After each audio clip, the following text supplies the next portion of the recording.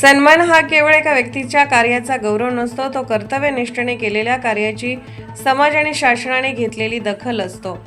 भारताच्या 80व्या स्वातंत्र्य दिनानिमित्त महसूल विभागातील भूसंपादन व इतर न्यायालयीन प्रकरणांमध्ये प्रामाणिकपणे, कर्तव्यदक्षतेने व उत्कृष्ट कार्य केल्याबद्दल ॲडव्होकेट विनोद गोसावी साहेब, जिल्हा सरकारी अभियोक्ता, नंदुरबार यांना पुरस्काराने सन्मानित करण्यात आले.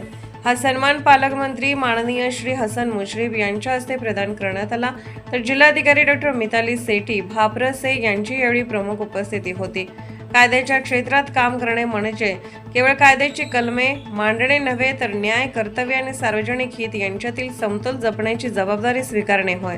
त्या जबाबदारीचे भान ठेवून केलेल्या कार्याला मिळालेली ही प्रशस्ती निश्चितच प्रेरणादायी आहे. ॲडव्होकेट विनोद गोसावी साहेबांचे मनपूर्वक अभिनंदन. हा सन्मान आपल्या कर्तृत्वाचा शेवट नसून भारतमाता आणि राष्ट्रसेवेच्या दिशेने अधिक जबाबदारीने वाटचाल करण्याची नवी सुरुवात ठरो. खूप खूप अभिनंदन आणि मनपूर्वक शुभेच्छा.